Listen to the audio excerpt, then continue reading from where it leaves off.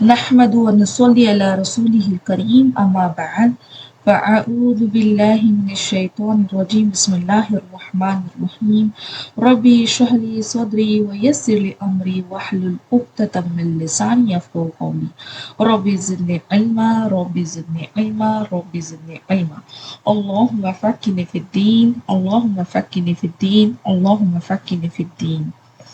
تو بس اللہ سے دعا ہے کہ اللہ یہاں جو بھی ہم سیکھیں گے، جو بھی ہم جانیں گے، تیری آیت، ہر ایک آیت ہمارے دل میں اتار دے اور ہمیں عمل کرنے والے بنا دے. آمین آمین ثم آمین. تو آج کی آیتوں کی مطلب طرف بڑھنے سے پہلے ہم لوگ تلاوت کر لیتے ہیں انشاءاللہ. اعوذ باللہ من الشیطان الرجیم بسم اللہ الرحمن الرحیم وَإِذْ قُلْتُمْ يَا مُوسَى لَن نُّؤْمِنَ لَكَ حَتَّى نَرَى اللَّهَ جهرة فأخذتكم الصاعقة وأنتم تنظرون ثم بعثناكم من بعد موتكم لعلكم تشكرون وظللنا عليكم الغمام وأنزلنا عليكم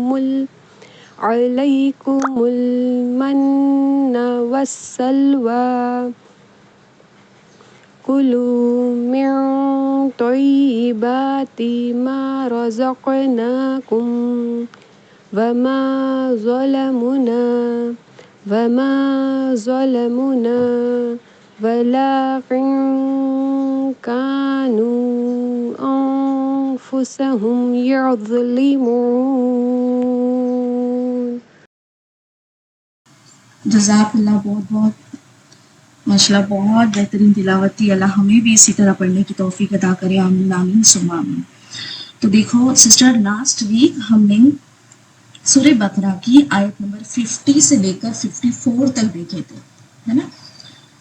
اور پچھلی آیت میں اللہ تعالیٰ نے بنی اسرائیل پر کی گئی اپنی چند خاص نعمتوں اور ان کے بعد ان کی جو نافرمانیاں تھی اس کا ذکر کیا ہے تاکہ ہم ان سے سبق حاصل کریں. آیت نمبر 50 میں اللہ تعالیٰ فرماتے ہیں، اللہ تعالیٰ نے بنی اسرائیل کو فرعون سے نجات دی، ان کے لیے سمندر چیر دیا اور فرعون کو بنی اسرائیل کی آنکھوں کے سامنے غرق کر دیا. کتنا بڑا معجزہ تھا یہ، کتنا بڑا. امیجن کر کے دیکھو سسٹر، امیجن کر کے دیکھو کہ ہمارے سامنے سمندر ہے اور وہ 2 حصوں میں بٹ جاتا ہے. کیا یہ ممکن ہے؟ لیکن بے شک اللہ تعالیٰ کے لیے ممکن ہے. پر سوچ کے دیکھو، غور کرنا ہے ہمیں کہ کتنا بڑا معجزہ، اتنا مطلب بڑا معجزہ دکھانے کے باوجود بھی نافرمانیاں ہو رہی ہیں.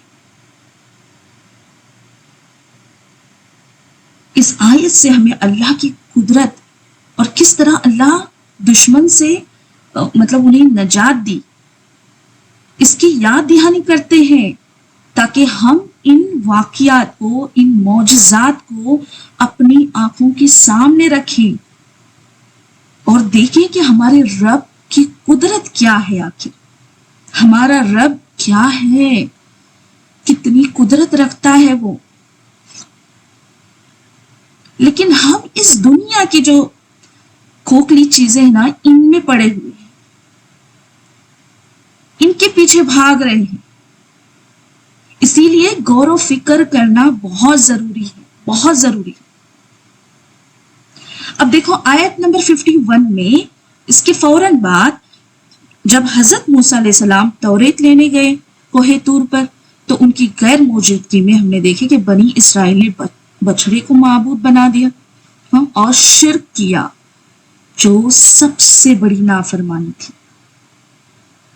اب یہاں پر بھی کتنا بڑا گہرا سبق ہے ہمارے لیے کہ غیر اللہ، مطلب اب دیکھو نا، ایک نظریہ، مطلب ایک سمجھ ہوتی ہے نا. اللہ تعالیٰ نے ہمیں جو یہ عقل دی ہے، اللہ تعالیٰ بار بار قرآن میں فرماتے ہیں کہ اپنی عقل کا استعمال کرو، اپنی عقل کا استعمال کرو. اس کا مطلب ہے کہ اللہ نے ہمیں اتنی عقل دی ہے جس سے ہم یہ سب کچھ اچھے سے سمجھ سکتے ہیں اور اپنی زندگی کو کامیاب بنا سکتے ہیں، پر ہم اپنی عقلوں کا استعمال نہیں کرتے. اب سمپل سی بات ہے، جن مورتیوں کو ہم ہاتھ سے بناتے ہیں وہ مورتی خدا کیسے ہو سکتی ہے؟ ایک سمپل سی بات. پر انہوں نے غور و فکر نہیں کیا اس پر، کسی کی بھی بات میں آ گئی. آج ہمارے ساتھ بھی تو یہی ہو رہا ہے نا.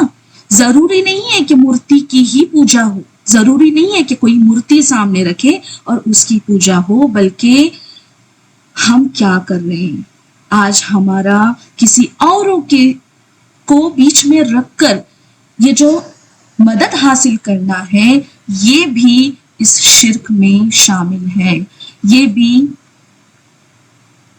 کبیرہ گناہ ہے، کبیرہ گناہ کبیرہ ہے کہ ہم جب کسی سے مدد مانگتے ہیں اللہ کے علاوہ.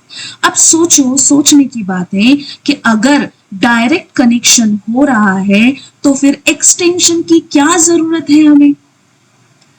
ایکسٹینشن کب لگاتے ہیں؟ جب کنیکشن پراپرلی نہیں ہو پاتا ہے، ہاں ادھورا پڑتا ہے، تب لگاتے ہیں نا. لیکن یہاں پر ہم کیا کرتے ہیں، کسی اور کو بیچ میں رکھ کر ہم کیا کرتے ہیں، ہمارا میسج کسی اور کے ذریعے اللہ تک پہنچاتے ہیں. پتہ ہے کیا عقیدہ رکھتے ہیں کہ نہیں وہ تو بڑے لوگ ہیں نا، ان کی بات اللہ تعالیٰ جلدی مانیں گے، ہم تو گنہگار ہیں. یہ سب سے بڑی ہماری بھول ہے، یہ سب سے بڑی ہماری غلطی ہے. کیونکہ اگر ایسا ہوتا نا تو سوچ کے دیکھو، لاجک ہے اس کے پیچھے کہ نماز کیوں ہوتی، پھر نماز میں کیا ہو رہا ہے؟ ہمارا نماز میں ڈائریکٹ کنیکشن ہو رہا ہے اللہ تعالیٰ سے، بیچ میں کوئی پردہ نہیں ہے، ڈائریکٹ کنیکشن ہو رہا ہے. تو پھر یہ ڈائریکٹ کنیکشن اللہ تعالیٰ اس طرح سے کیوں رکھتا؟ پھر اگر بات ایسی ہی تھی، بات دوسروں کے ذریعے سے میسج پہنچانا ہی تھا، تو پھر نماز کیوں ہوتی؟ تو یہ بات ہمیں سمجھنی ہے کہ اللہ تعالیٰ سے ہم ڈائریکٹ کنیکٹ ہو سکتے ہیں. ہماری دل کی باتیں اللہ تعالیٰ کہتا ہے کہ فَإِنِّي قریب، میں تمہارے قریب ہوں، اس سے بڑھ کر ہم سے قریب کوئی نہیں ہے، کوئی نہیں ہو سکتا. تو اس بات پر غور کرنا ہے کہ اگر ہم ہماری زندگی میں کسی بھی طریقے کی کسی سے مدد، ہاں یہ جو کیا کہیں گے اس کو، فزیکلی جو ہیلپ لیتے ہیں، جیسے کہ ابھی میں بیمار ہوں تو کوئی مجھے میری ہیلپ کر رہا ہے، یہ بات الگ ہے. لیکن کسی اور چیزوں کے لیے اگر ہمارا عقیدہ ایسا ہے کہ ہمارا مطلب کسی کے ذریعے ہم اللہ تک پہنچیں گے، تو یہ سراسر غلط ہے اور یہی بہت بڑا شرک ہے، بہت بڑا. اور یہ جو شرک کا مطلب، یہ جو پوجا، مورتی پوجا جو شروع ہوئی نا، ایکچولی نا ایک دور تھا جس دور میں کیا ہوا کہ شیطان ہے نا، اس کا تو کام ہی تھا سب کو بہکانے کا، ہے نا. اس نے تو بیڑا اٹھا لیا تھا نا کہ میں ابھی سب کو بہکاؤں گا. تو اس نے ایک قوم کے ساتھ کیا کیا، ہاں جو ان میں نا بہت سارے معزز لوگ تھے، ہاں بہت گریٹ پرسن تھے. تو وہ جب ان کا انتقال ہوا نا، وہ جو مر گئے، تو اس کے بعد وہ جو نسل تھی، ہاں اگلی جو نسل تھی، پتہ اس نے کیا کہا، جا کے ان سے کہا کہ دیکھو یہ جو مطلب یہ جو لوگ گزرے نا، یہ بہت ہی عظیم لوگ تھے، تو تم کیا کرو، ان کے اسٹیچو بناؤ تاکہ تم ان کو دیکھ کر یاد کرو کہ ایسا ہمیں بننا ہے. تو پھر وہ لوگوں نے بھی مطلب وہ لوگ شیطان کی باتوں میں آ گئے اور ان لوگوں نے سوچا کہ ہاں صحیح بات ہے نا، کہ ہم کو کیا کرنا چاہیے، ان کو دیکھ کر مطلب ہم بھی اچھے کام کرنے والے بن جائیں گے. اس لیے انہوں نے کیا کیا، ان کے اسٹیچو بنانا شروع. پھر اس نے یہ کہا کہ ارے تم اسٹیچو مطلب اپنے پاس مت رکھو، چوراہے پر لا کے رکھو تاکہ آنے جانے والے سب لوگ انہیں دیکھیں اور ان سے مطلب یہ کریں، ان کو یاد کر کے اپنی بھی زندگی ان کے مطابق بنانے والے بن جائیں۔ اس کے بعد وہ دور گزرا آگے آگے، پھر کیا ہوا، اس نے کیا کہا، وہ نسل چلی گئی۔ اب وہ یہ جو تھے مورتیاں تھی وہ تو تھی، اسٹیچوز تو تھے ہی ہاں وہاں پر موجود، تو ان آگے آنے والی نسل کو پتہ ہے اس نے کیا کہا، اس نے یہ کہا کہ تم کیا کرو، یہ جو ہے نا یہ لوگ گزرے مطلب تمہارے جو بابا اجداد تھے نا یہ ان مورتیوں کی پوجا کرتے تھے، یہی خدا ہے۔ تو پھر لوگوں نے کیا کیے، لوگوں کے عقیدے یہی تو ہے نا کہ ہم غور و فکر نہیں کرتے، اور انہوں نے بھی کیا کیے، بنا سوچے سمجھے مورتی پوجا شروع کی۔ تو اس طرح سے یہ سب شروع ہوا۔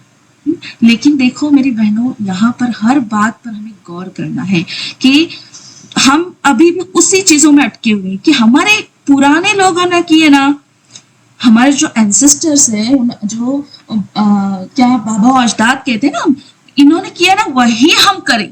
کتنی طرف گمراہی ہے ابھی تک کہ وہ لوگ نا سننا ہی نہیں چاہتے، وہ لوگ یہ سوچتے کہ نہیں ہمارے بڑوں نے جو کیا نا وہی ہم کریں گے، وہی صحیح ہے، اور یہی مار کھا جاتے ہیں۔ تو اسی لیے ابھی بھی اگر کچھ رسمیں ایسی ہیں جو ہمارے دین میں نہیں ہیں، کچھ ایسی چیزیں ہیں جو ہم کر رہے ہیں ابھی اس وقت، کتنی رسمیں، کتنے کیا ٹریڈیشنز ہم فالو کر رہے ہیں، اگر یہ کر رہے ہیں ہم تو انہیں پہلے جانچنا ہے، دیکھنا ہے کہ کیا یہ ہمارے پیارے نبی صلی اللہ علیہ وسلم نے کیا، کیا آپ صلی اللہ علیہ وسلم کی صحابہ نے کیا۔ اگر نہیں تو ہمیں بھی وہ چیز نہیں کرنا ہے۔ تو یہاں صرف ہمیں یہ سبق حاصل نہیں کرنا ہے کہ انہوں نے مورتی پوجا کی، آج اس سے ریلیٹڈ جو بھی آج ہم کر رہے ہیں، مطلب ہم مطلب ان کا عقیدہ تھا کہ مطلب مورتی پوجا جو ہے وہ کیا ایک یہ رہتا ہے کہ ہمارا کنیکشن ہوتا ہے نا گاڈ سے، مطلب ان کی اس میں بول رہی ہوں میں، تو یہ ہمارا کنیکشن ڈائریکٹ ہو رہا ہے میری بہنوں۔ تو اسی لیے یہ یاد رکھنا ہے ہمیں، کسی بھی غیر اللہ سے ہمیں کوئی مدد نہیں لینی، کوئی مدد نہیں، ہمارا ڈائریکٹ کنیکشن اللہ سے ہونا چاہیے نماز کے ذریعے، اور بس تم اسے اکیلے میں پکارو، دل میں پکارو، وہ بھی وہ آواز سن لیتا ہے، تمہاری دل کی پکار سن لیتا ہے۔ تو ان سب چیزوں سے ہمیں بچنا ہے انشاءاللہ۔ اب دیکھو آیت نمبر 53 میں اللہ تعالیٰ نے حضرت موسیٰ علیہ السلام کو کتاب تورات اور مطلب فرقان جو حق اور باطل میں فرق کرنے والی تھی، تاکہ وہ کیا کرے، ہدایت پا سکے، ان کی رہنمائی کے لیے یہ عظیم نعمت اللہ تعالیٰ نے عطا کی ہے۔ تو آج کیا ہے، آج ہمارے پاس قرآن ہے، ہاں، تو اس پہ سے یہ بھی ہمیں سمجھتا ہے کہ انہیں ہدایت کے لیے توریت دی گئی تھی، تو آج ہماری ہدایت کے لیے، آج ہم کس سے سن رہے ہیں، اس کا مطلب یہ ہماری ہدایت کے لیے ہے، اور مطلب یہ جو ہے قرآن جو ہے یہ ہمیں اس سے ہدایت لینی ہے، اس سے ہدایت حاصل کرنی ہے۔ اس کے بعد آیت نمبر 54 میں بچڑے کی عبادت سے توبہ کا طریقہ بیان ہوا۔ مطلب دیکھو یہاں پر یہ جو ان کا جو یہ کرتا بچڑے کو پوجنا تھا، یہ کتنا بڑا شرک تھا۔ دیکھو جہاں حضرت موسیٰ علیہ السلام نے انہیں حکم دیا کہ وہ مطلب جنہوں نے شرک کیا تھا وہ کیا کرے، اور جنہوں نے شرک نہیں کیا تھا، مطلب قبیلے میں بہت لوگ تھے نا لیکن سب نے نہیں کیا تھا، جنہوں نے نہیں کیا تھا ان کو کہا گیا کہ ان لوگوں کو قتل کرو جنہوں نے شرک کیا تھا۔ اس کی وجہ یہ تھی کہ وہ دوبارہ ایسے سنگین گناہ کی طرف نہ لوٹے۔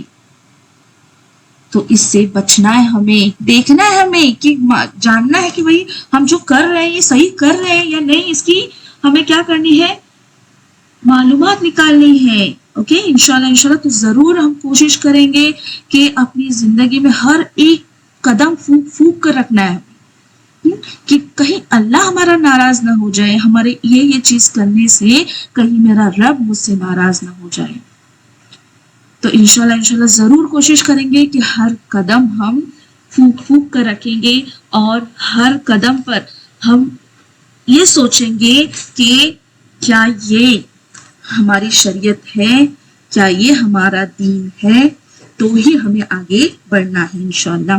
اب آتے ہیں آگے کی مطلب آج کی آیت کی طرف۔ کیا اللہ تعالیٰ فرما رہے ہیں آیت نمبر 55 میں کہ اور تم اسے بھی یاد کرو، تم نے حضرت موسیٰ علیہ السلام سے کہا تھا کہ جب تک ہم اپنے رب کو سامنے دیکھ نہ لیں گے ہرگز ایمان نہ لائیں گے۔ جس گستاخی کی سزا میں تم پر تمہارے دیکھتے ہوئے بجلی گری۔ اللہ اکبر! دیکھو کیا آیت بتاتی ہمیں کہ اور تم اسے بھی یاد کرو، اللہ تعالیٰ فرماتے ہیں اور تم اسے بھی یاد کرو، تم نے حضرت موسیٰ علیہ السلام سے کہا تھا کہ جب تک ہم اپنے رب کو سامنے دیکھ نہ لیں گے ہرگز ایمان نہ لائیں گے۔ تو جیسے کہ دیکھو ہم نے دیکھے کہ بنی اسرائیل نے موسیٰ علیہ السلام کے حکم پر ایک دوسرے کو قتل کیے، جو ان کے لیے سزا کی طور پر تھا، ہے نا۔ پھر بچڑے کو پوجنے کی سزا، اور پھر اللہ نے ان کی توبہ قبول کر لی اور باقی لوگوں کو معاف کر دیا۔ پھر جب قوم سنبھلی، دیکھو اب یہاں پر اچھے سے یہ جو ہے واقعہ ہے بنی اسرائیل کا، یہ ہمیں اچھے سے سمجھنا ہے۔ اب دیکھو کیا ہو رہا ہے، جب قوم سنبھل گئی، ہاں، حضرت موسیٰ علیہ السلام نے 70 نیک اور سمجھدار آدمیوں کو چنا اور انہیں کوہ طور پر اللہ سے معافی مانگنے اور مزید ہدایت کی التجا کرنے کے لیے لے گئے۔ اب یہ کیوں ہوا تھا، مطلب یہ جو واقعہ ہوا تھا کوہ طور پر لے جانے کا، یہ کیوں ہوا تھا؟ تو یہ جو مطلب یہ 70 لوگوں کا، تو قوم میں سے نا لوگوں نے شک کا اظہار کیا تھا۔ بنی اسرائیل نے موسیٰ علیہ السلام سے کہا تھا کہ ہم آپ کی بات کی تصدیق نہ کریں گے جب تک ہم اپنی آنکھوں سے اللہ تعالیٰ کو آپ سے کلام کرتے نہ دیکھیں۔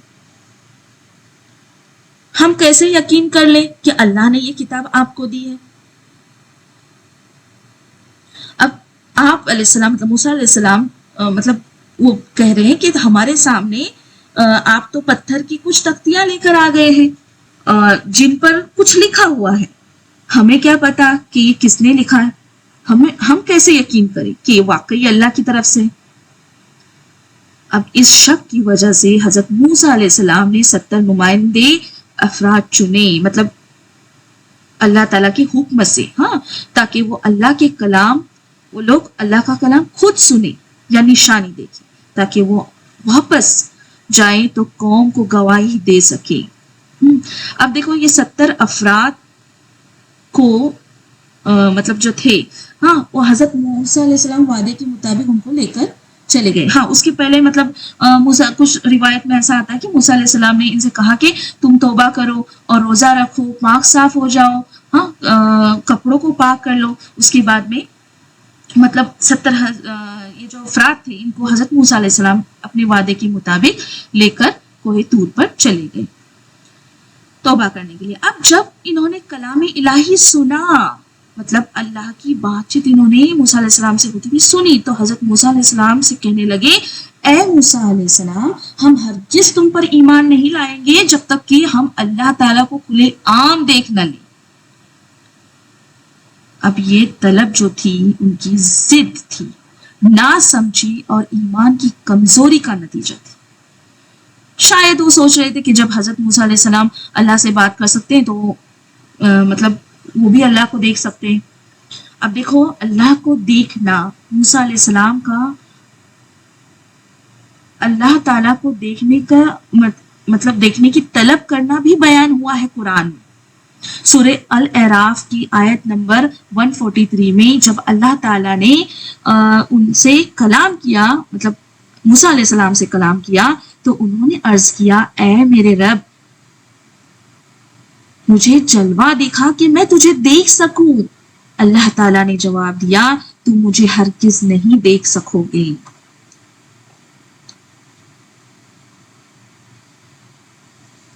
لیکن اگر دیکھنا چاہتے ہو تو پہاڑ کی طرف دیکھو، اگر وہ اپنی جگہ قائم رہا تو تم مجھے دیکھ لو گے۔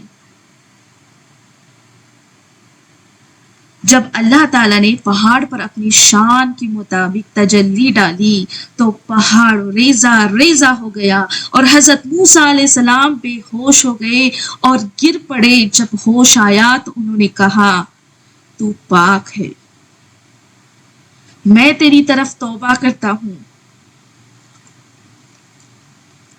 اور میں ایمان لانے والوں میں سے سب سے پہلے، ایمان والوں میں سب سے پہلے۔ اب یہ جو واقعہ ہوا تھا یہ میں اس لیے یہاں بتا رہی ہوں کہ فرق دیکھو۔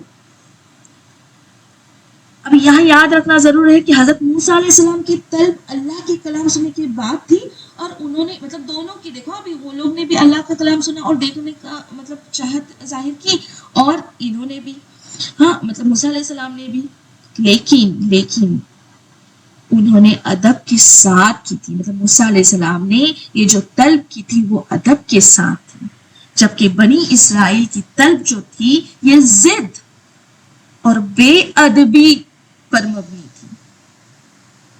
اب دیکھو یہاں خواہش سیم تھی لیکن نیت اور انداز الگ تھی۔ ان کی ضد اور تکبر کا انجام یہ ہوا کہ اللہ فرماتا ہے تو تمہیں بجلی نے پکڑ لیا اور تم دیکھتے رہے۔ سائقہ مطلب بجلی، یہ ایک تیز اور ہلاک کر دینے والی آسمانی بجلی یا عذاب ان پر نازل ہوا جس نے انہیں ہلاک کر دیا، اور اللہ تعالیٰ فرماتے ہیں کہ تم دیکھتے رہے، اس بات پر زور دیتا ہے کہ وہ جاگتے ہوئے اپنی آنکھوں سے اس عذاب کو دیکھتے رہے اور اسے محسوس کیا۔ یہ ان کے لیے ایک خوفناک اور سیدھا سبق تھا کہ اللہ کی عظمت اور اس کے احکامات میں شک کرنا یا اس سے بے ادبی کرنا کتنا خطرناک ہو سکتا ہے۔ اب یہاں ہمیں جو سبق حاصل ہوتے ہیں ہاں کہ اللہ کی عظمت، اس پوائنٹ پہ میں بعد میں آتی ہوں، اس کے پہلے میں ایک مطلب باقی کے پوائنٹ ڈسکس کرتی ہوں، جیسے کہ اس آیت سے ہمیں کیا سبق حاصل ہوتا ہے کہ گستاخی کا انجام دیکھو، اللہ تعالیٰ سے بے ادبی، ضد یا ناممکن طلب کرنا یا اس کے شان کے خلاف بات کرنا سخت عذاب کا سبب بن سکتا ہے۔ اور دوسرا ہے ایمان بالغیب۔ اسلام ایمان بالغیب پر زور دیتا ہے، اللہ پر، اس کی فرشتوں پر، اس کی کتابوں پر، اس کے رسولوں پر، قیامت پر اور تقدیر پر۔ جو غائبانہ ایمان لانا ہے نا یہ ضروری ہے ہمارے لیے۔ ہمیں سب یہ دکھتا تو دیکھو نا، آج ہم بولتے ہیں نا کہ ایک تصویر پڑھو کتنا پورا خلا بھر جاتا ہے، تو آج پتہ نہیں میرا سلپ آف ٹنگ بہت ہو رہا ہے معذرت چاہتی ہوں، تو پورا خلا بھر جاتا ہے کہتے ہیں نا، تو کیا ہمیں دکھتا ہے؟ اگر دکھتا تو کیا کرتے تھے ہم؟ باپ رے، بس ہماری دوڑ لگتی کہ بس میں نیکیاں کیسے کما۔ تو یہ ہماری نظروں سے اوجھل ہے، ایمان بالغیب ہے۔ اللہ تعالی کیا ہے؟ مطلب اللہ تعالیٰ کی ہر چیز، اللہ تعالیٰ کی ہر چیز پر ہمیں یقین رکھنا ہے کہ جو ہمیں دکھتی نہیں، بس اس نے کہا مطلب وہ ہے، وہ ہمیں ملنی ہی ہے، وہ ہمیں مل کر ہی رہے گی۔ تو بس اس طرح ہمارا جو ہے ایمان ہو انشاءاللہ۔ اس کے بعد اللہ کی عظمت، اللہ تعالیٰ کی ذات اس دنیا میں انسانی آنکھوں سے دیکھنے کے قابل نہیں ہے۔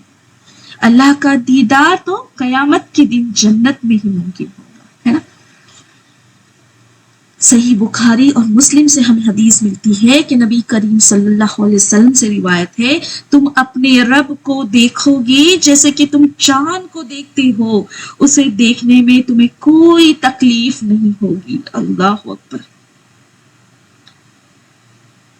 میری بہنوں، دیدار الہی کو پانا کوئی معمولی بات نہیں ہے، معمولی نعمت نہیں ہے، یہ سب سے بڑی کامیابی ہے۔ وہ انعام جس کے سامنے جنت کی ساری نعمتیں چھوٹی لگیں۔ اپنے محبوب کے دیدار کی تڑپ مٹ جائے گی، پیاس بجھ جائے گی، ہم اپنے رب کو دیکھ سکیں گے، پیارے رب کو. کیسا منظر ہوگا نا وہ، کیسے پل ہوں گے. اللہ اکبر. بس اللہ سے دعا ہے، مطلب اللہ دل کی تڑپ جو ہے نا ہماری، اسے مٹانا. یہ دیدار نہیں آسان ہے میری بہنوں، یہ دیدار نہیں آسان، یہ دیدار نہیں اتنا آسان ہے. محنت سے جیتنا ہے اسے. ایسی راتیں جہاں دنیا سو رہی ہو اور میرا دل رب سے ہم کلام ہو، خاموشیوں میں بھی سرگوشی ہو، یا رب میں تجھ سے محبت کرتی ہوں. میری آنکھیں نم ہوں ان گناہوں پر جو مجھے میرے رب سے دور کرتے ہیں، اور اس شکر پر کہ یا رب تو نے اب تک مجھے اپنی رحمت سے تھام رکھا ہے. میرے دل میں دنیا نہ ہو میری بہنوں، صرف رب کی محبت ہو، ایسی محبت جو دنیا کی خواہشوں کو راکھ راکھ کر دے. کوئی طوفان مجھے ہلاک نہ کر سکے، اور صرف ایک ہی صدا اس دل سے نکلے، اے اللہ میں تجھ سے محبت کرتی ہوں.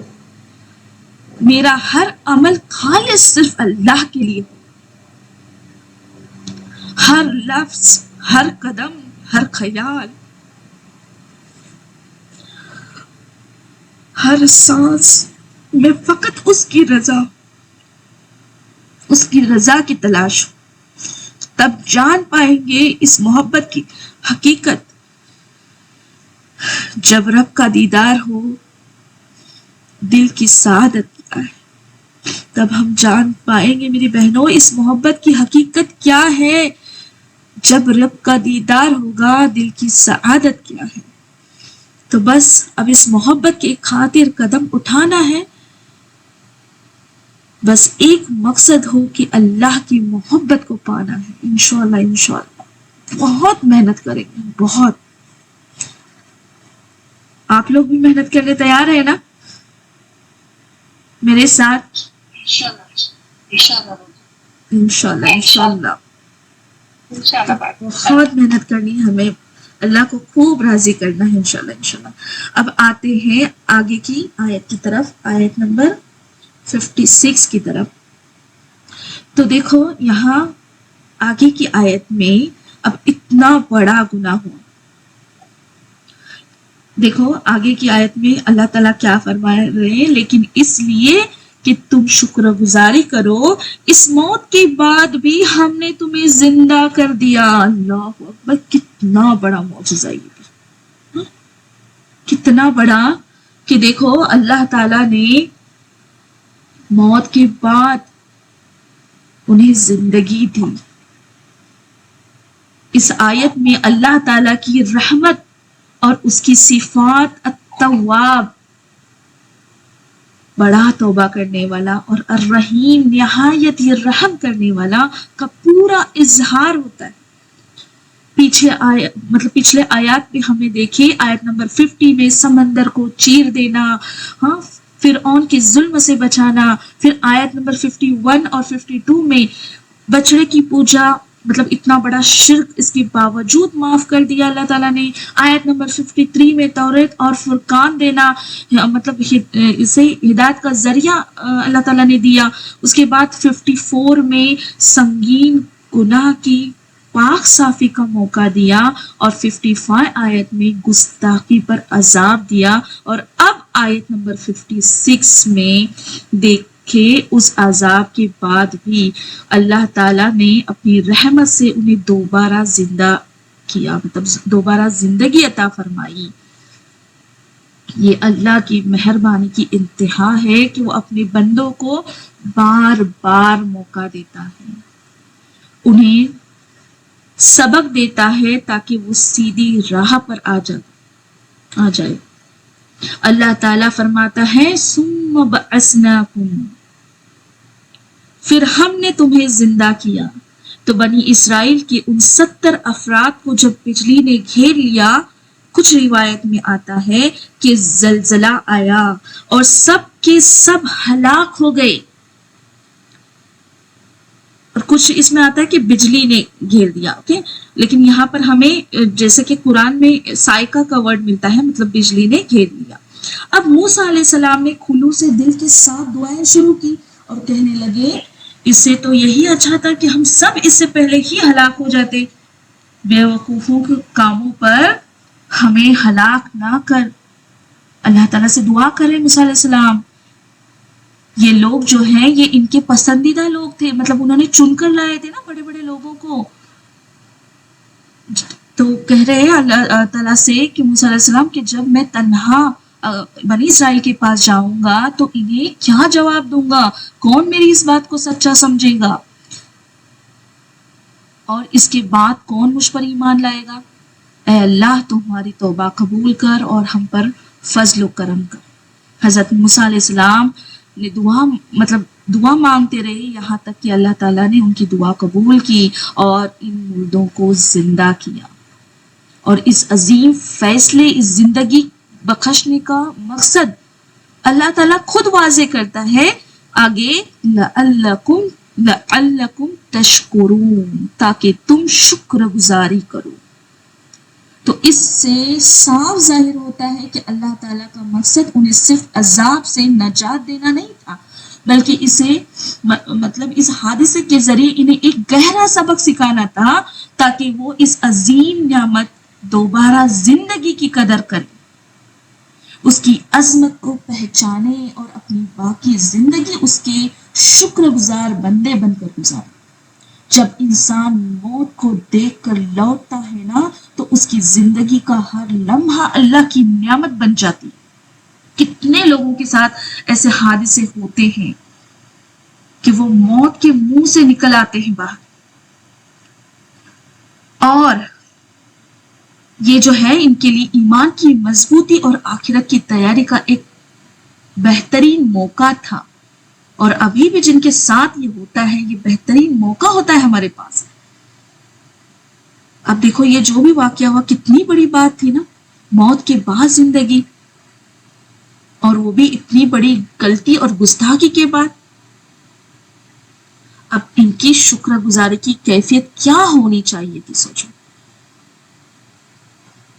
اب اگر ہم غور کریں گے نا میری بہنوں تو لگاتار آیتوں میں شکر گزاری کے بارے میں ہم دیکھ رہے ہیں نا, لگاتار شکر گزاری پر فوکس ہو رہا ہے, ہائی لائٹ کر رہا ہے اللہ تعالیٰ اس ورڈ کو بار بار. مطلب شکر گزاری کتنی مطلب اہمیت ہے اس کی. دیکھو ہمارے ایک سر ہے یزدان سر, مطلب وہ ریورٹ ہے,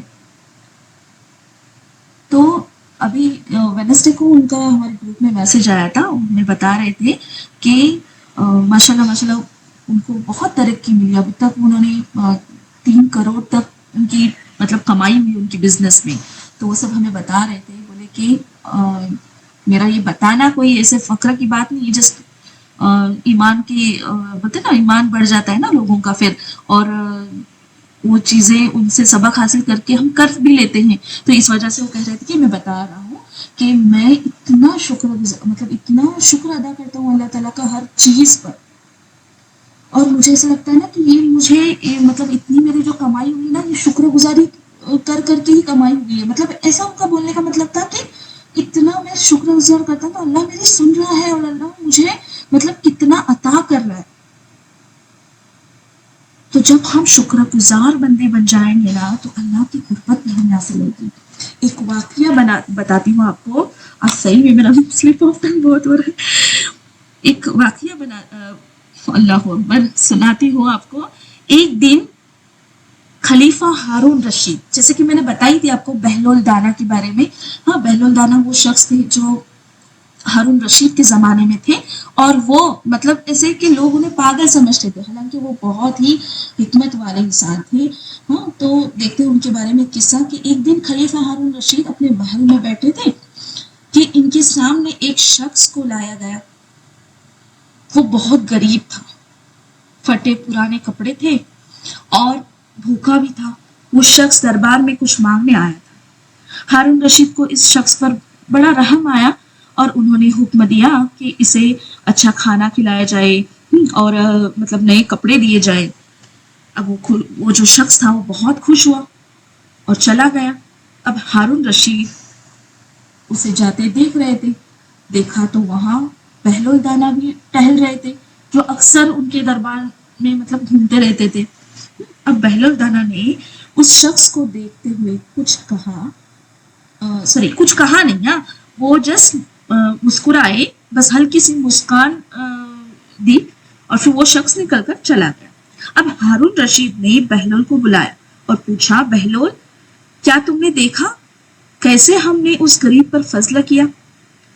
اب دیکھو بہلول دانا نے ایک گہری سانس لی اور بولے، امیر المومنین آپ نے اس پر فضل تو کیا، لیکن اس شخص نے اس سے کہیں زیادہ آپ پر فضل کیا ہے. ہارون رشید کو حیرت ہوئی سن کر. اب انہوں نے مطلب غصے سے پوچھا، بہلول یہ کیا مطلب بات کر رہے ہو تم؟ یہ کیا بےہودہ بات کر رہے ہو؟ میں نے اسے کھلایا پلایا کپڑے دیے، ہاں، اور تم کہتے ہو اس نے مجھ پر فضل کیا، کیسے؟ تو بہلول دانا کہنے لگے، مطلب اطمینان سے انہوں نے جواب دیا، امیر المومنین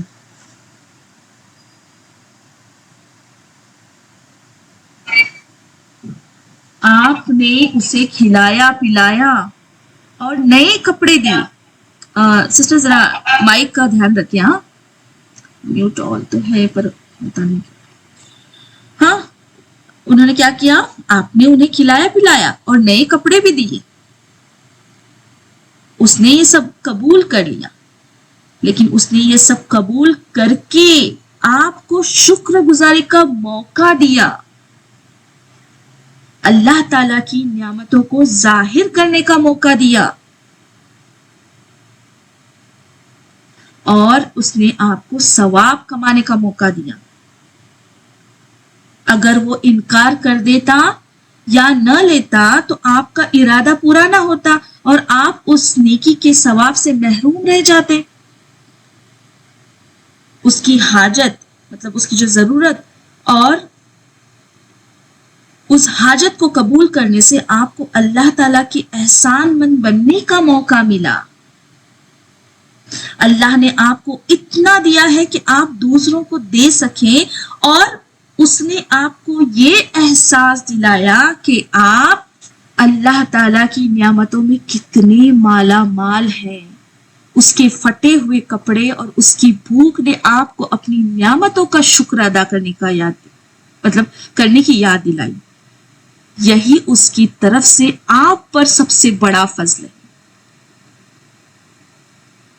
ہارون رشید بہلول کی بات سن کر بالکل خاموش ہو گئے. انہیں احساس ہوا کہ بہلول نے شکر گزاری کی ایک ایسے پہلو کو اجاگر کیا ہے جس پر انہوں نے کبھی غور نہیں کیا تھا.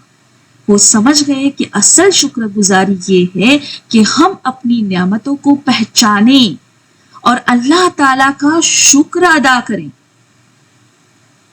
اور کبھی بھی خود کو دوسروں پر احسان کرنے والا نہ سمجھے، بلکہ اللہ کی رحمت کو اس میں دیکھیں کہ آج میرے پاس جو ہے، مطلب اس لیے کہا جاتا ہے نا کہ اپنے سے نیچے والے لوگوں کو دیکھو. کبھی یہ نہیں کہنا ہمیں کیا رہے یہ تو میرے پاس نہیں. تو اس طرح سے ہمیں شکر گزار بننا ہے. اب دیکھو یہاں پر اس آیت سے ہمیں کیا سبق حاصل ہوتا ہے کہ اس پہلے کہانی سے دیکھیں گے ہم کہ یہ کہانی سے ہمیں کیا پتا چلا کہ نعمت کی پہچان ہمارے پاس جو کچھ بھی ہے، کھانا پینا، صحت، کپڑے لتے، جو بھی ہماری دولت ہے، طاقت ہے، وقت ہے، ہنر ہے، اور سب سے بڑی چیز جو ہے وہ زندگی، یہ سب اللہ تعالیٰ کی دی ہوئی عظیم نعمتیں ہیں. اور اس کے بعد اور ایک سبق ہمیں حاصل ہوتا ہے کہ حقیقی شکر، اصل شکر گزاری صرف زبان سے شکر ادا کرنا نہیں ہے، بلکہ اپنی نعمتوں کو اللہ تعالیٰ کی طرف سے سمجھنا ہے اور انہیں صحیح جگہ استعمال کرنا ہے. پھر وہ نعمت کوئی چیز ہو، جیسے مال و دولت، صحت یا زندگی، مطلب مال و دولت ہو یا پھر زندگی ہو، یہ زندگی جو ہمیں ملی ہے نا میری بہنوں، اس کا بھی ہمیں صحیح استعمال کرنا ہے، اللہ تعالیٰ کے شکر گزار بندے بن کر، نہ کہ اس کی نافرمانیاں کر کے۔ ہمیں بنی اسرائیل کی طرح کسی بڑے حادثے کا انتظار نہیں کرنا چاہیے تاکہ ہمیں شکر گزاری کا احساس ہو۔ ہر صبح جب ہم اٹھتے ہیں تو یہ ایک نئی زندگی اور اللہ کا ایک نیا احسان ہے ہم پر، جس پر مطلب ہمیں عملی طور پر دل سے، دل کی گہرائیوں سے شکر ادا کرنا ہے اللہ تعالیٰ کا۔ نیند جو ہے نا، نیند یہ بھی تو چھوٹی موت ہے، چھوٹی موت کہا گیا ہے اس نیند کو۔ ایک منٹ دیا سسٹر۔ تو دیکھو اللہ تعالیٰ سورہ الزمر میں آیت نمبر 42 میں فرماتا ہے، اللہ ہی ہے جو روحوں کو ان کی موت کے وقت قبض کر لیتا ہے، اور جو نہیں مرے ان کی روحوں کو ان کی نیند کے وقت قبض کر لیتا ہے، پھر جس پر موت کا فیصلہ کر دیتا ہے اسے روک لیتا ہے اور دوسروں کو ایک مقررہ مدت تک واپس بھیج دیتا ہے۔ بے شک اس میں غور و فکر کرنے والوں کے لیے نشانیاں۔ اس آیت سے یہ واضح ہوتا ہے کہ نیند کی حالت میں روح جسم سے اس طرح تعلق توڑ دیتی ہے جیسے موت کی حالت میں۔ اللہ تعالیٰ ہی ہے جو اس روح کو یا تو موت دیتا ہے اور واپس نہیں بھیجتا، یا پھر اسے دوبارہ جسم میں لوٹا دیتا ہے تاکہ بندہ جاگ سکے۔ تو یہاں روح کا قبض کرنا مطلب نیند میں جو روح کا قبض کرنا مطلب نا یہ ہے کہ اللہ تعالیٰ روح پر اپنا اختیار قائم کر لیتا ہے، اور اگر اس کی مرضی ہو تو اسے واپس جسم میں بھیج دیتا ہے، ورنہ اسے موت دیتا ہے۔ یہی وجہ ہے کہ کچھ لوگوں کی نیند میں مطلب موت ہوتی ہے، نیند میں وہ انتقال ہو جاتے ہیں۔ تو دیکھو ہر نیند کے بعد جاگنا کتنی بڑی نعمت ہے ہمارے لیے، ایک موقع، ہر بار ایک موقع مل رہا ہے، ہر بار ایک موقع دے رہا ہے اللہ تعالیٰ۔ صحیح بخاری کی حدیث ہے، حضرت حذیفہ رضی اللہ تعالی عنہ سے روایت ہے کہ جب نبی کریم صلی اللہ علیہ وسلم نیند سے بیدار ہوتے تھے، جاگتے تھے، تو یہ دعا پڑھتے تھے، الحمدللہ الذی احینا بعدما اماتنا والیہ النشور۔ تمام تعریفیں اس اللہ کے لیے ہے جس نے ہمیں مدت کے بعد زندگی بخشی اور اس کی طرف لوٹنا ہے، اور اسی کی طرف لوٹنا ہے۔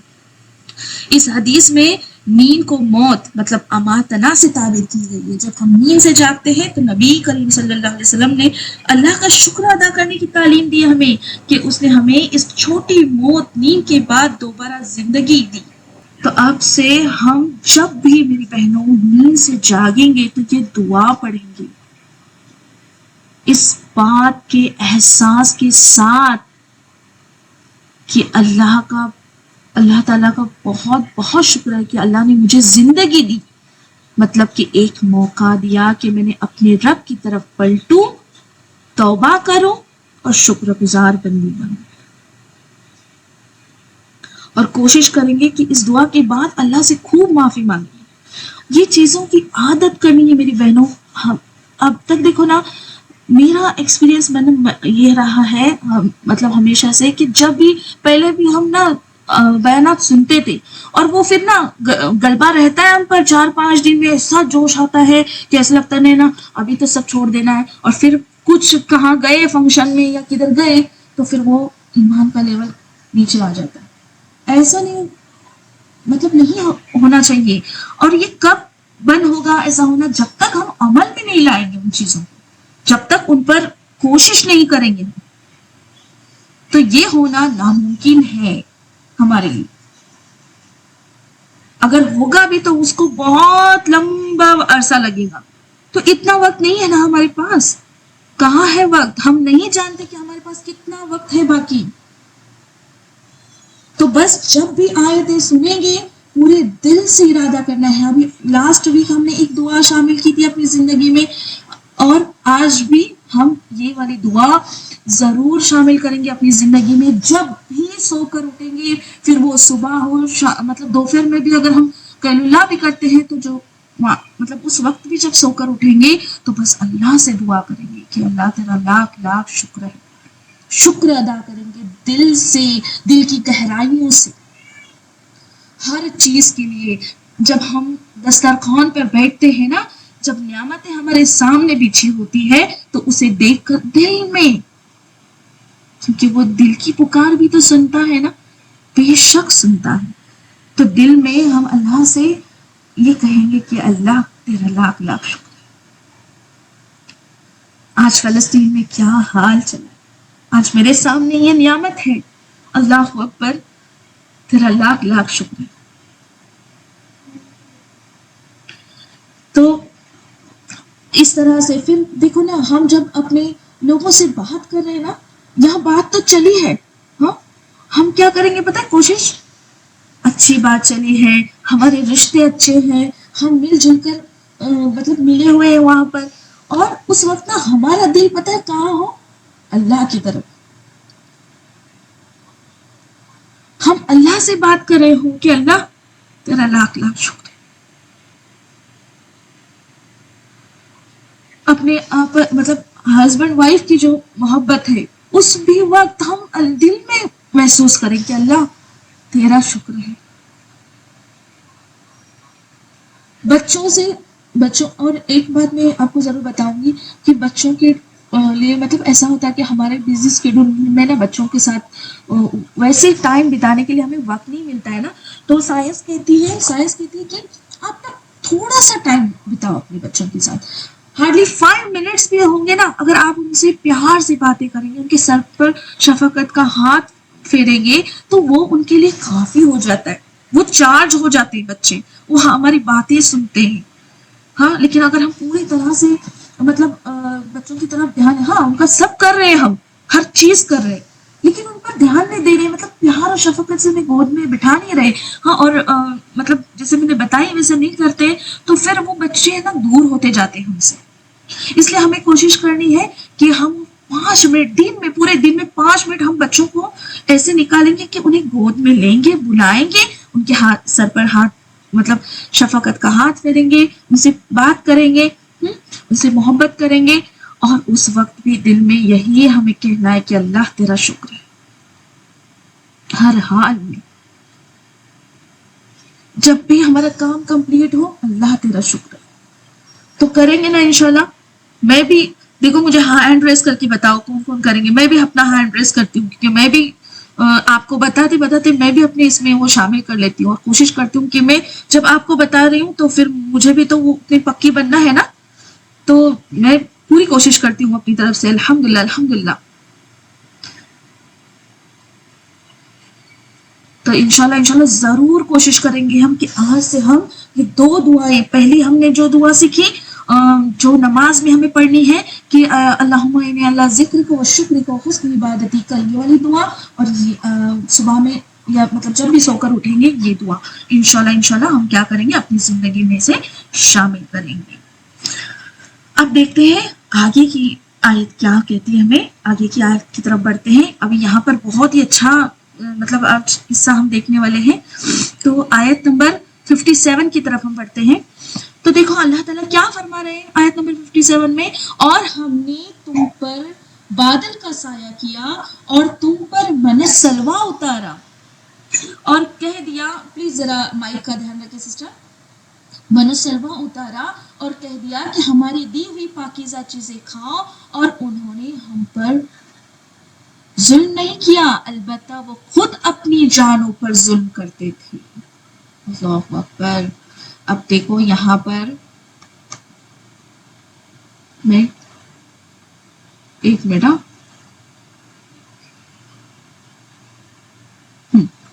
اب دیکھو یہاں پر اللہ تعالیٰ کیا کہہ رہے ہیں، اور ہم نے تم پر بادلوں کا سایہ کیا.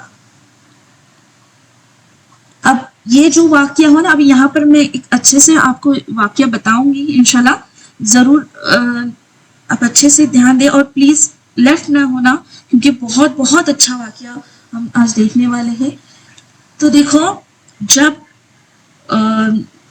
بنی اسرائیل مطلب موسیٰ علیہ السلام اور ان کی قوم جب کہاں سے وہ جو دریائے ریڈ سی جسے کہا جاتا ہے اسے پار کر کے کہاں ہے؟ صحرائے سینا میں آئے. اب نا میں آپ کو بتاتی ہوں کہ صحرائے سینا کیا ہے. ہم دیکھتے ہیں پہلے. تو دیکھو یہاں پر صحرائے سینا اگر ہم دیکھیں گے نا، مطلب یہ اگر آپ کو ٹرائنگولر پارٹ دکھ رہا ہوگا، دکھ رہا ہے سب کو؟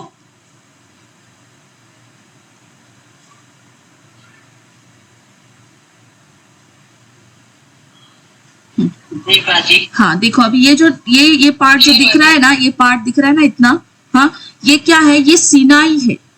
ہاں پیننسولا ہے، مطلب ایک ٹرائنگل شیپ میں ہے، آئی لینڈ کی طرح ہے. تو یہاں پر اب یہاں اگر دیکھیں گے نا آپ، یہ پورا ایجپٹ کا ہی حصہ ہے. یہ آپ کو یہ دکھ رہا ہوگا golf of Swiss, golf of Swiss, یا اس کو ہم ریڈ سی بھی کہتے ہیں. تو اس کے لیفٹ سائڈ میں یہ جو پارٹ دکھ رہا ہے نا، یہ پورا پارٹ یہ بھی ایجپٹ ہے، مطلب یہ ایجپٹ کا ہی حصہ ہے. اور جو موسیٰ علیہ السلام جسے پار کر کے گئے تھے نا، وہ یہ والا سی تھا، یہ والا سمندر تھا. اوکے میں واپس سے یہاں بتاتی ہوں. یہ جو گلف آف سوئز ہے نا، ریڈ سی جسے کہا جاتا ہے، یہ پار کر کے یہ لوگ اس علاقے میں مطلب یہاں پر آئے تھے. دریائے سوری کیا کہیں گے اسے؟ صحرائے سینا کہتے ہیں. اوکے اب یہاں پر اگر آپ غور کریں گے تو یہاں یہ جو ہے نا مطلب مصر، ایجپٹ جسے مطلب مصر کہا جاتا ہے، مصر کے درمیان ہے نا، اسے اس کو ہے نا جبل موسیٰ بھی کہا جاتا ہے. اب وہ جب جزیرہ نما سینا کی طرف مطلب تھی، ایک منٹ ہے نا، ہاں سسٹر پھر آپ کا نیٹ ورک کا کچھ ایشو رہے گا نا. ہاں تو دیکھو یہاں پر اسے یاد رکھنا ہے ہمیں کہ یہ صحرائے کیا ہے؟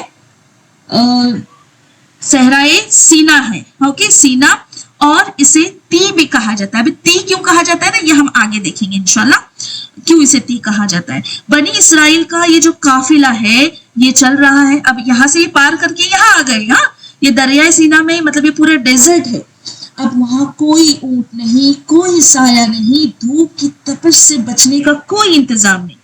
ان حالات میں ان پر اللہ تعالیٰ کا یہ فضل ہوا کہ تمام دن ایک بادل ان پر سایہ کیے رہتا تھا، اور جہاں جہاں وہ جاتے تھے وہ بادل ان کے ساتھ ہوتا تھا. اب ہم کو پتا ہے کہ کیا گرمی ہے، مطلب ہیٹ، یہ جو ڈیزرٹ میں ہیٹ جو ہوتی ہے، ہاں یہ کتنی ہوتی ہے نا. کیونکہ دیکھو ابھی یہ جو علاقے ہوتے ہیں نا، یہ سورج کے مطلب ایک دم اسٹریٹ یہاں پر ریز گرتے ہیں، اس وجہ سے یہاں گرمی بہت ہوتی ہے ان علاقوں میں. اور ابھی بھی یہاں پر مطلب میں یہاں پر ہوں نا یو اے میں، تو یہاں آلموسٹ 45 تک یہ چلا جاتا ہے. اتنی گرمی، مطلب باہر ہم پیر نہیں رکھ سکتے، اتنی گرمی ہے. تو دیکھو یہاں ایسے ڈیزرٹ میں وہ کھلے مطلب بالکل کچھ سایہ نہیں، اور وہ اس میں مطلب جا رہے تھے یا سفر کر رہے تھے. اب دیکھو یہاں پر اللہ تعالیٰ آگے فرما رہے ہیں کہ اور تم پر من و سلوا اتارا. اب جو من، اب ہم یہ دیکھیں گے، میں بتاتی آپ کو. اب جو من تھی نا، من، ہاں جو اللہ تعالیٰ نے ان پر اتارے تھے، ہاں وہ کیا تھی؟ تو دیکھو شبنم کی قطروں کی مانند تھی. یہ صبح جاتے اور جمع کر کے اسے کھا لیتے، اور اس سے پتہ ہے ان کا کیا ہوتا تھا؟ یہ اس کی جو یہ ہے وہ نہیں جا رہی ہے، خیر.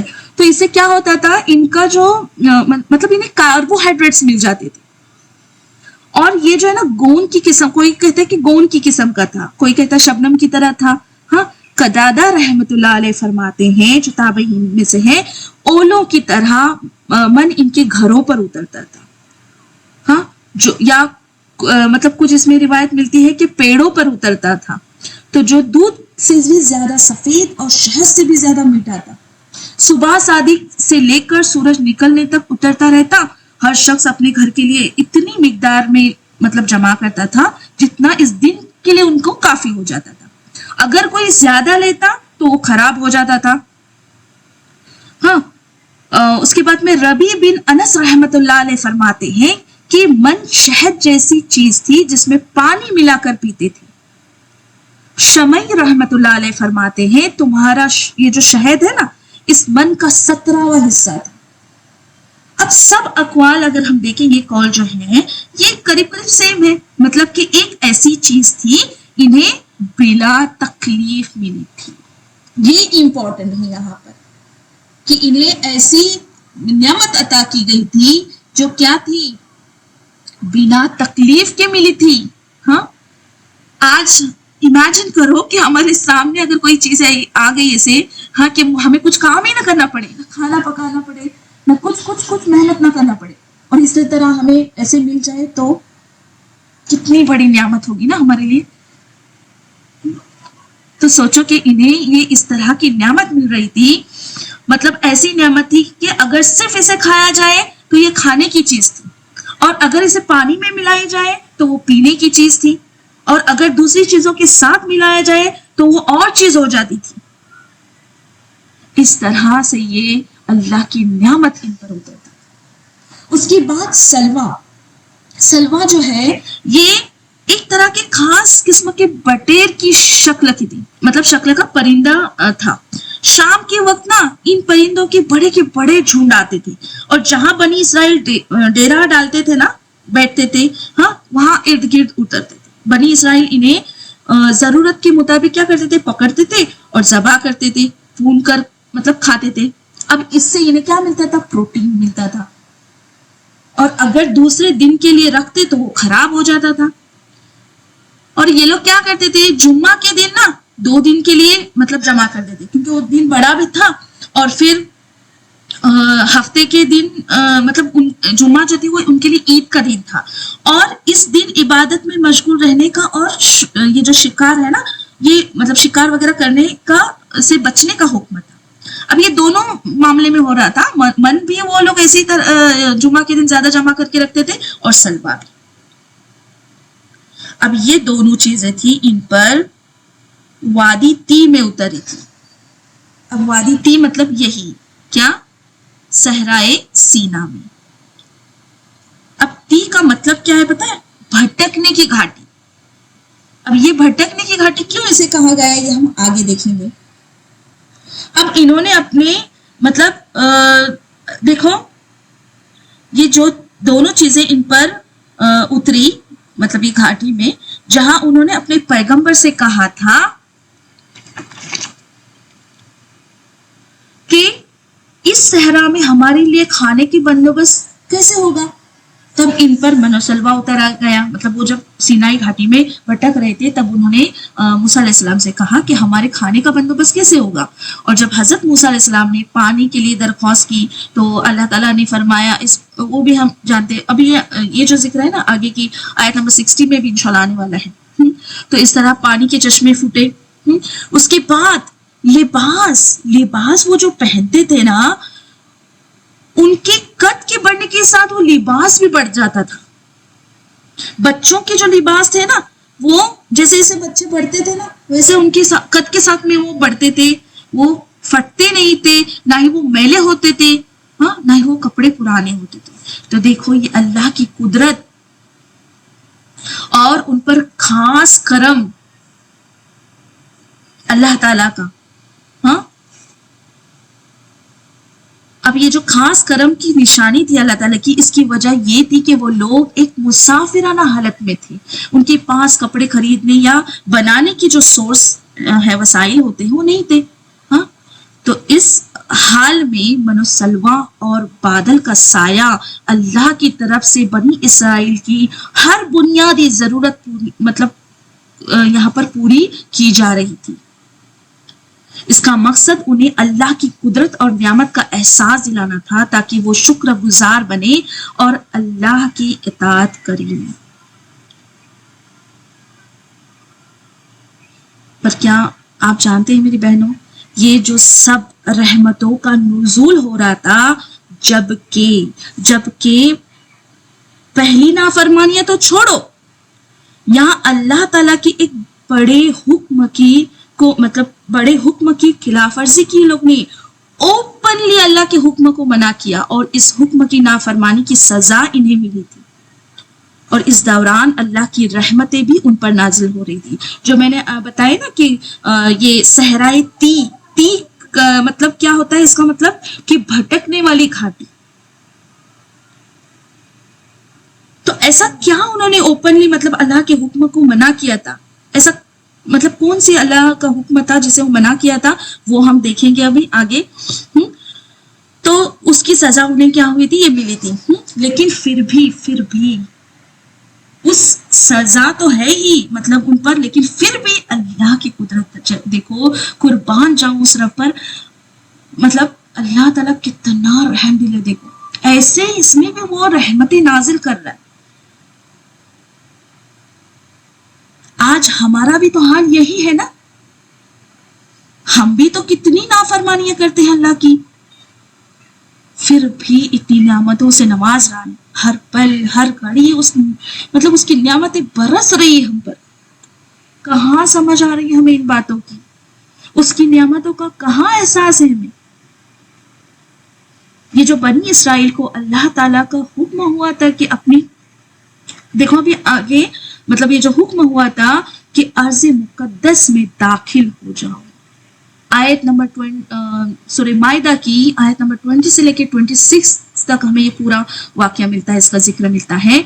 हाँ, तो जब अल्लाह ताला की तरफ से हुक्म हुआ कि अर्ज़ मुकद्दस में दाखिल हो जाओ, तो क्या हुआ, ये लोग ने इनकार कर दिया। तो बनी इसराइल ने इसका इनकार कर दिया। अर्ज़ मुकद्दस क्या है?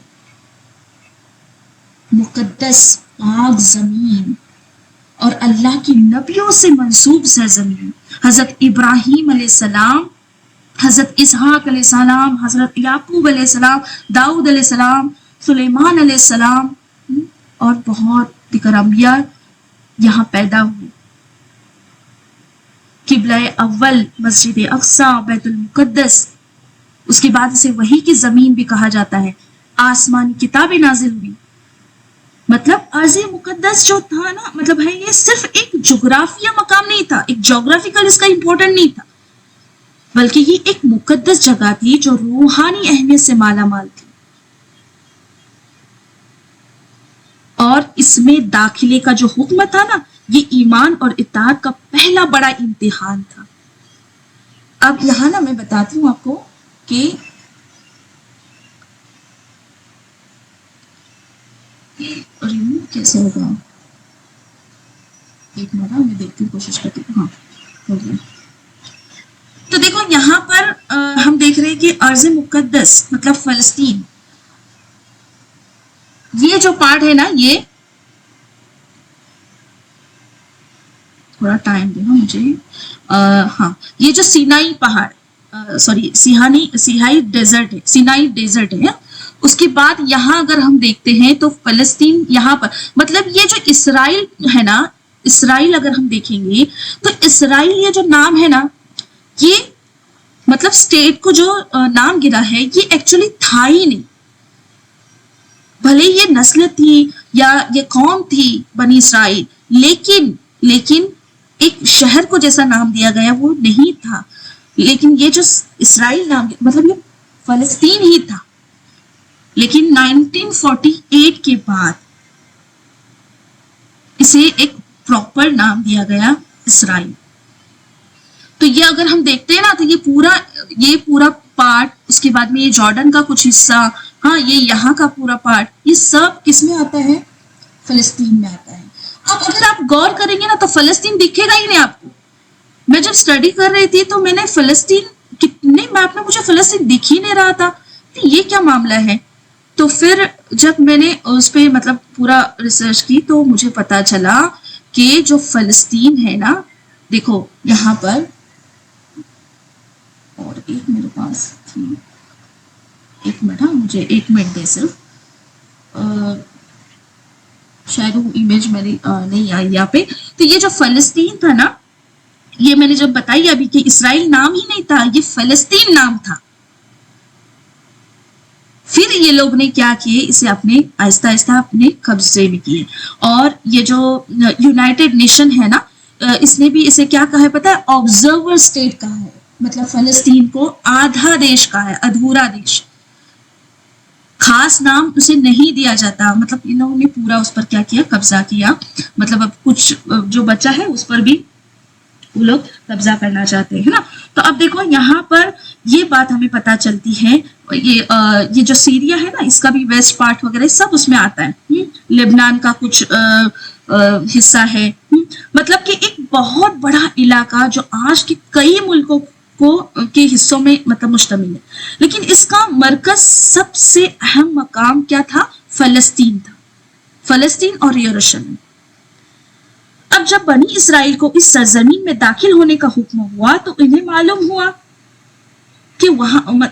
تھا کہ یہاں پہ امالیکا نامی ایک طاقتور قوم آباد ہے. مطلب دیکھو یہاں سے کہاں جا رہے ہیں ابھی؟ یہاں پر ہے ابھی وہ لوگ فی الحال. اس کے بعد میں حکم ہوا یہاں پر جانے کا، یہاں پر انٹری کا، رائٹ. لیکن یہاں پتہ چلا کہ کوئی امالیکا نامی ایک طاقتور قوم ہے، آباد ہے. بنی اسرائیل نے ان قوم کے باشندوں کو جبارین کہا، بہت طاقتور، ظالم اور مغرور قوم. زور زبردستی کرنے والی، اس طرح سے انہوں نے قرار دیا اور ان سے جنگ کرنے سے ڈر گئے.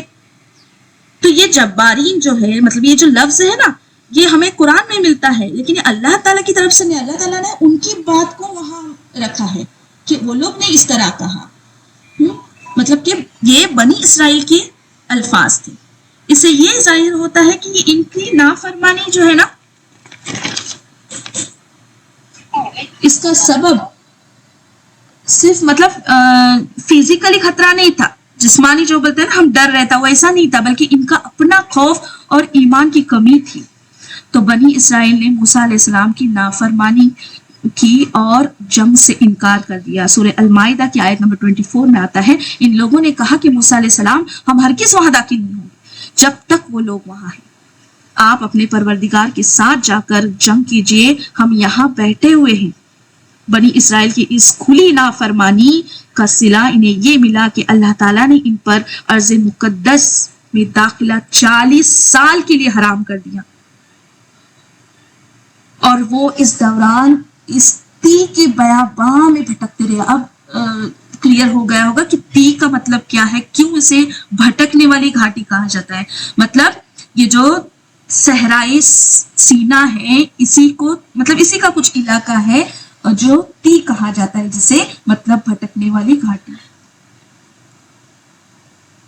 آئلینڈ کی طرح ہے یہ. اوکے. اور اس کے بعد میں اسے صحرائے بنی اسرائیل بھی کہا جاتا ہے.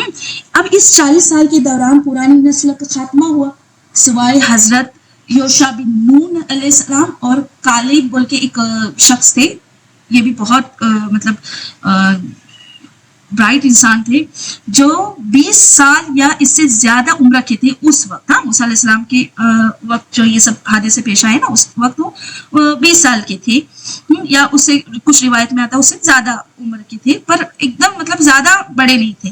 تو اس وجہ سے کیا ہوا، مطلب جب انہوں نے مصر چھوڑا تھا تب کی بات ہے. تو حضرت موسیٰ علیہ السلام اور ہارون علیہ السلام کی وفات بھی اس 40 سال کے دوران میں ہی ہو گئی.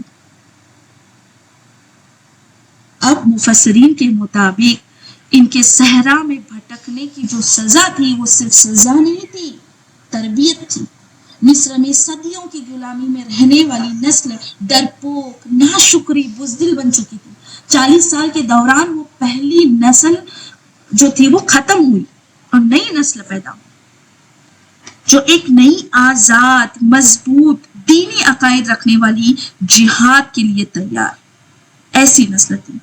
یہ اللہ تعالیٰ کی حکمت اور عدل کا مظاہرہ ہے کہ وہ قوموں کو ان کی غلطیوں پر سزا دیتا ہے، لیکن اس سزا میں بھی ان کے بہتری اور مستقبل کی تیاری کا پہلو پوشیدہ ہوتا ہے. ہم سے بھی کتنی مرتبہ غلطیاں ہوتی ہیں نا، اور ہمیں اس کی سزا بھی ملتی ہے.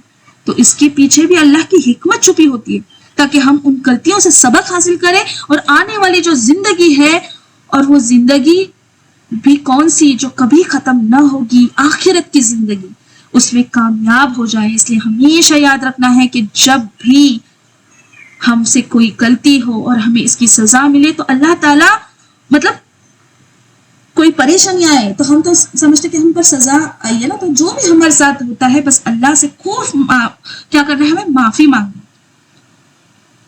اور غلطی پر خوب ندامت کرنی ہے تاکہ اللہ تعالیٰ سے جو بے شک بڑا معاف کرنے والا ہے ہمیں ہماری غلطیوں پر معاف کرے اور اس کی قربت حاصل ہو. جتنی اس کی قربت حاصل ہوگی اتنی ہی آنے والی زندگی خوبصورت ہوگی جو ہمت و صبر اچھے اخلاق سے بری ہوگی انشاءاللہ انشاءاللہ. اللہ تعالیٰ کی رحمت کا یہ تقاضا ہے کہ وہ اپنی مخلوق پر رحم کرتا ہے خواہ وہ کتنی نافرمان کیوں نہ ہو. یہ اللہ کی جو ہے نا ربوبیت اور مطلب اللہ کی رضاکیت کا ایک عظیم ثبوت ہے. بنی اسرائیل کی شدید نافرمانیوں کے باوجود اللہ تعالیٰ نے انہیں صحرا میں زندہ رکھا اور ان کی ضروریات پوری کی. جیسے کہ قرآن میں بیان ہے انہوں نے ہمیں کوئی نقصان نہیں پہنچایا. اللہ تعالیٰ فرماتے ہیں انہوں نے کوئی نقصان ہمیں نہیں پہنچایا بلکہ انہوں نے اپنی جانوں پر ظلم کیا. مطلب دیکھو نا یہ اتنی کھلی نافرمانی کی تھی انہوں نے لیکن پھر بھی اللہ تعالیٰ مطلب یہ جو منس سلوا اتری یہ جو بھی نعمتیں اتر رہی تھی بادلوں کا سایہ یہ بعد میں تھی جب وہ بھٹک رہے تھے اس جنگلوں میں صحرا میں اس وقت یہ نعمتیں اتر رہی تھی. مطلب سوچو کہ اللہ تعالیٰ نے یہاں پر مطلب انہیں 40 سال یہ جو بھٹکنے کی سزا دی تھی لیکن پھر بھی اللہ تعالیٰ کی اس میں رحمت دی. اس کا مطلب یہ ہے کہ آج جو ہم اللہ کی نافرمانیاں کرتے ہیں نا میری بہنوں اللہ کے حکموں کو اگنور کرتے ہیں خاص کر نماز اور اس کے بعد اتنی نافرمانیاں جس کی کوئی گنتی ہی نہیں کر سکتے ہیں تو اللہ کا اس سے کوئی نقصان نہیں ہوتا بلکہ مطلب ہم عبادت کریں نہ کریں کیا ہماری عبادت کا طلبگار ہے اللہ تعالیٰ. طلبگار مطلب کیا ہماری عبادت سے ہے اس کی عبادت پوری ہوگی. کتنی مخلوق ہے اس کی عبادت کے لیے. ہاں یہ تو ہم پر کرم کیا اللہ تعالیٰ نے کہ ہمیں موقع دیا ہے ذریعے دیے ہیں اس سے کنیکشن کی. تو یہاں اگر ہم ایسا کریں تو ہم اپنی جانوں پر ظلم کر رہے ہیں. یہ بہت گہرا سبق ہے یہاں پر. اللہ تعالیٰ بس ہمیں توفیق دے کہ ہم اس کے ہر حکم پر لبیک کریں اور اسے عمل میں لائیں انشاءاللہ انشاءاللہ. تو کیا سبق حاصل ہوا کہ مشکلات اور آزمائشیں آئیں گی مگر صبر اور اللہ پر بھروسہ رکھنے والا شخص کبھی بے یار و مددگار نہیں رہتا. اللہ اپنی آزمائشوں کی بعد آسانیاں اور برکتیں نازل فرماتا ہے. تو آج کی آیتیں پوری آیتوں میں ہمیں مطلب یہ ہمیں بتاتی ہے کہ اگر ہم مشکل وقت میں صبر کریں اور شکر ادا کریں تو اللہ کی رحمت ہمارے قریب ہوتی ہے اور وہ ہماری مدد فرماتا ہے. یہی ایمان کا حسن ہے اور زندگی کا اصل مقصد بھی اور اصل سبق بھی. تو انشاءاللہ ضرور ہم بہت شکر گزار بنیں گے انشاءاللہ اللہ تعالیٰ کے. تو بس دعا کرتے ہیں اللہ تعالیٰ سے کہ اے اللہ ہمیں اپنی سیدھی راہ سے کبھی نہ بھٹکنے دے کہ ہم تیرے کلام اور پیغام کو دل سے قبول کریں اور زندگی میں ہر قدم پر تیری مرضی کو ترجیح دے. اللہ ہمیں وہ ہدایت عطا فرما جو اندھیروں کو روشن کر دے اور ہمارے دل کو سکون دے. اے رب کریم ہماری غلطیوں کو کوتاہیوں کو اور نافرمائیوں کو بخش دے. ہمیں اپنی رحمت کے سائے میں لے اور ایسا بندہ بنا جو ہمیشہ تیری رضا کے لیے جیتا ہو نہ کہ اپنی خواہشوں کی پیروی کرے. اے بخشنے والے رب ہمارے دلوں سے غرور تکبر اور خود پسندی کو دور کر تاکہ ہم عاجزی اور محبت کے ساتھ تیرے حضور حاضر ہوں اور اپنی کمزوریوں کو قبول کرنے والے بنیں. اے اللہ ہمیں حق اور سچائی کی راہ دکھا.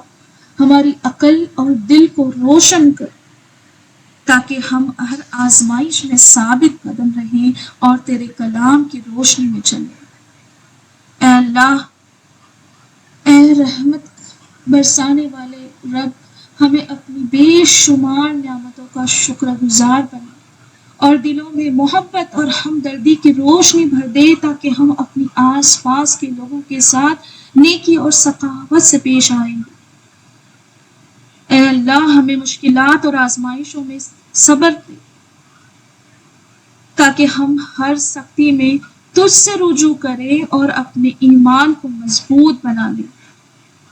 اے میرے رب ہمارے دلوں کو ایسے نور سے منور فرما جو اندھیروں کو ختم کرے، ہمیں سچائی کی راہ میں چلنے کی طاقت دے تاکہ گمراہ راستوں سے ہم بچیں۔ اے اللہ ہمیں اپنی رحمت اور مہربانی سے کبھی محروم نہ کر، اللہ کبھی محروم نہ کر، ہمیں ہمیشہ تیری قربت میں رکھ اور اپنے قریب سے جدا نہ کر اللہ۔